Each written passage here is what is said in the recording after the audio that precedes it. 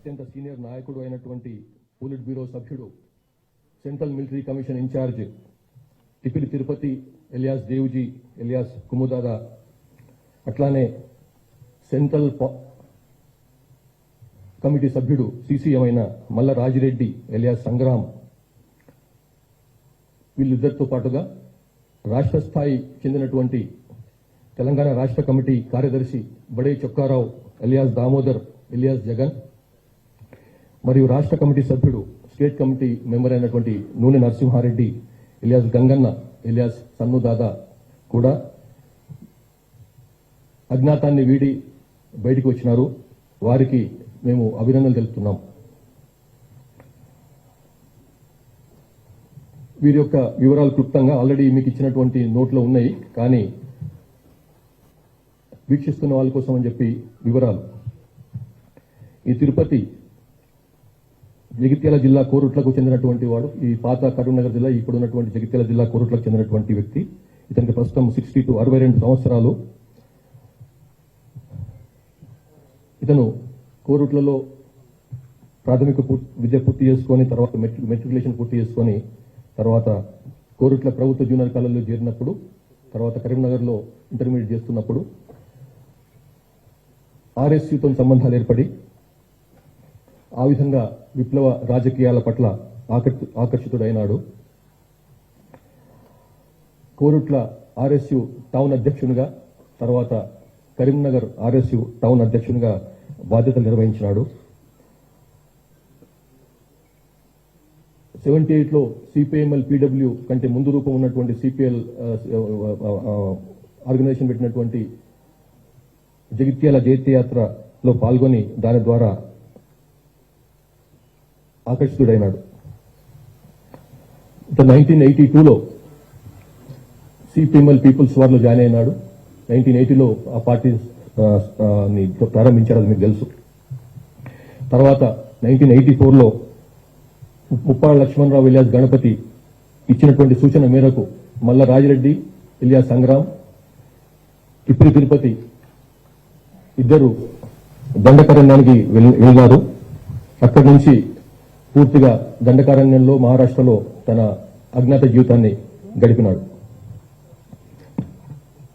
గచ్చిరోలి జిల్లా కార్యదర్శిగా, తర్వాత Bhandara division committee Maharashtra state లో తన కార్యదర్శిగా అట్లా తను పనిచేసి 2001లో 9th కాంగ్రెస్ కు హాజరై అక్కడ సెంట్రల్ కమిటీ మెంబర్ గా పదోన్నతి పొంది, తర్వాత సెంట్రల్ మిలిటరీ కమిషన్ అత్యున్నతమైన మిలిటరీ బాడీ అది సిపిఐ మావోయిస్టులకు, దానికి సభ్యుడిగా నియమితుడైనాడు.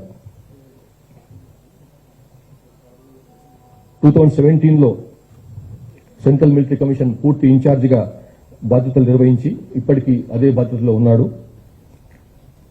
మల్లోజిల వేణుగోపాల్ ఎలియాస్ సోను పార్టీ నుంచి బయటకు వచ్చిన తర్వాత సిపిఐ మావోయిస్టు పార్టీ యొక్క అధికార ప్రతినిధిగా కూడా వ్యవహరిస్తున్నాడు.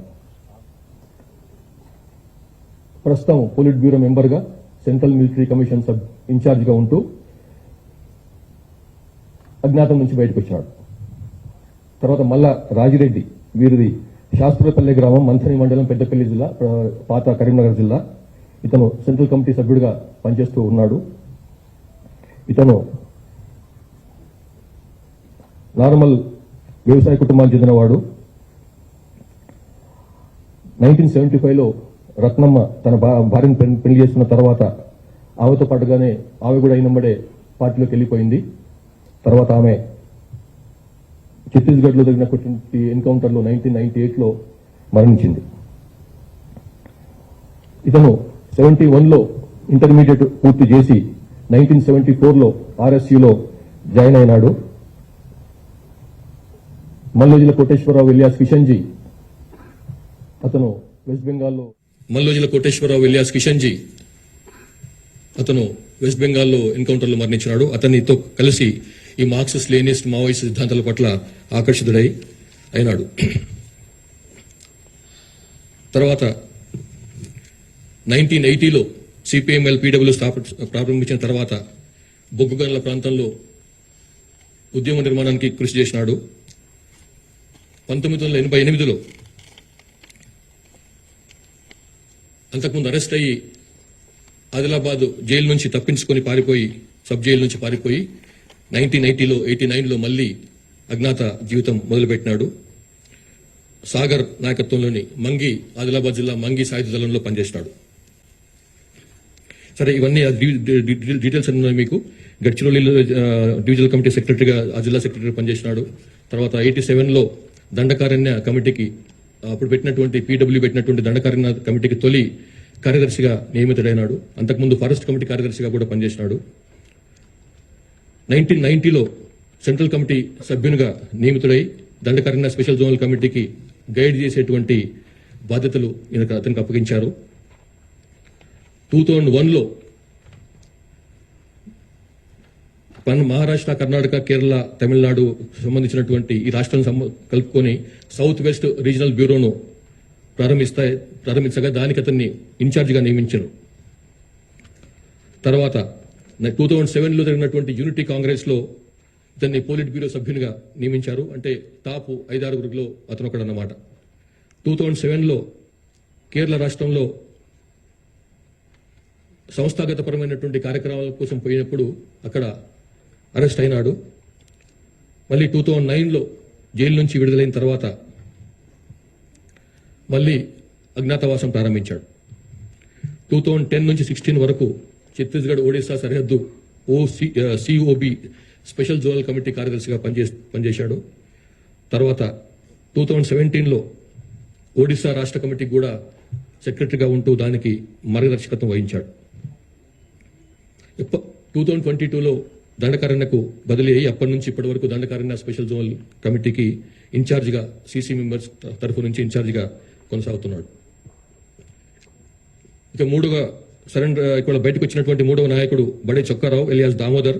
ఈయన 46 years ఆఫ్ ఏజ్, ములుగు జిల్లా తాడ్వాయి మండలం చెందినటువంటి కాలోపల్లి గ్రామం. ఇంతకుముందు ఈ ప్రాంతం పాత వరంగల్ జిల్లాలో ఉండేది.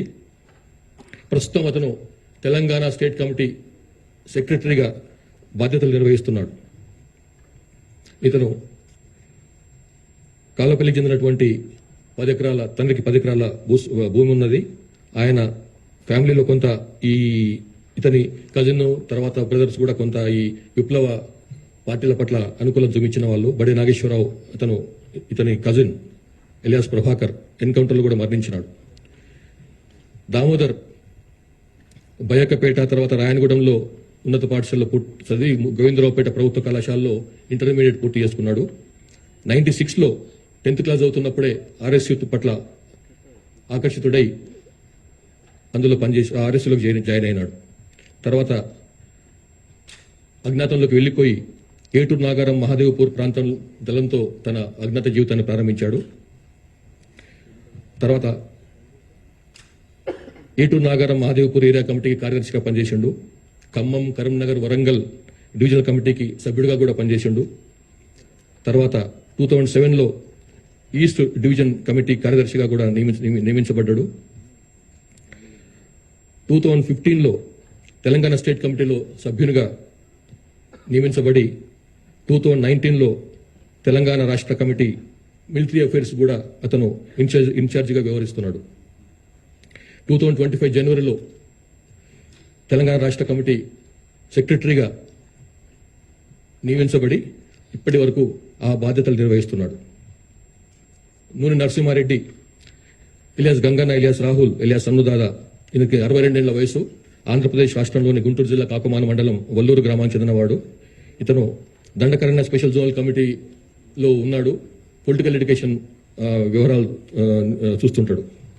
ఇతను బీఎస్సీ పూర్తి చేసిన తర్వాత నర్సరావుపేటలో ఎల్ఎల్బి కోసం అని చెప్పి గుంటూరులో చదువుతూ